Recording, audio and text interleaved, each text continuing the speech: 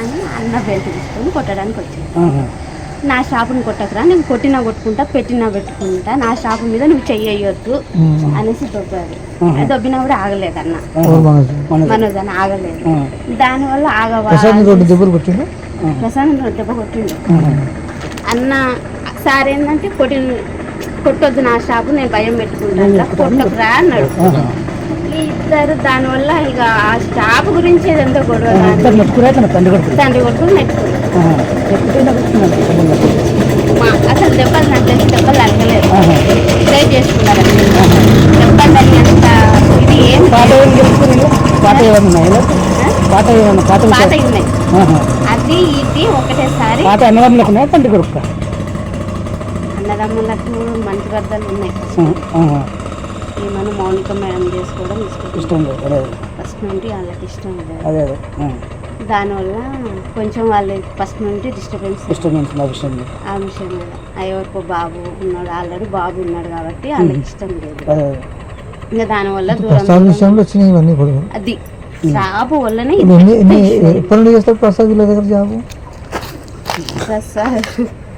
Prasad job వాడు 6 సంవత్సరాలు 4 సంవత్సరాలు హైదరాబాద్ కాదు సార్ దగ్గర. ఇప్పుడు ఇంట్లో ఎవరెవరు ఉన్నారు? మనోజ్ నుండి మౌనిక ముందు అమ్ముంది, ముగ్గురు. సార్ లేడా? మార్నింగ్ మేడం వచ్చి ప్రసన్న మేడం వచ్చింది కదా,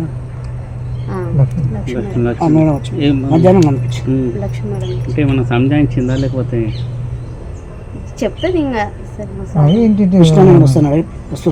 ఫోన్ చేస్తారు మాట్లాడుతున్నారు. అన్న నా ఫోన్ అందరి ఫోన్ హ్యాండ్ ఓవర్ చేసుకున్నాడు, కానీ నా మీద నమ్మకం ఎక్కువ. నా ఫోన్ ఒక్కటే హ్యాండ్ ఓవర్ చేసుకున్నాడు.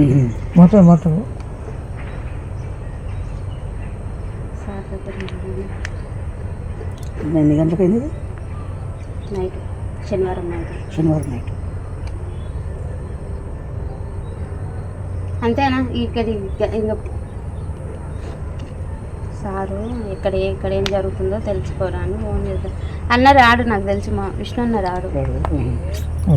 కానీ ఈయన భయం ఏంటంటే, విష్ణు అన్న ఏంటంటే సారు మీద చెయ్యేసిన ఎవరన్నా ఏమన్నా అన్న ఒప్పుకోడు. ప్రాణం తండ్రి కొడుకు పెద్ద కొడుకు చెయ్యేసిండు. అందుకని డాడీని ముట్టుకుంటావా అని కోపం ఉంటుంది అన్నకు, అంతే తప్ప. మొన్న వచ్చారు, టపాకాయలు కాల్చారు, పాపకు 1,00,000 రూపాయలు చేతిలో పెట్టాడు, మంచిగా ఉన్నారు. మనోజ్ పాప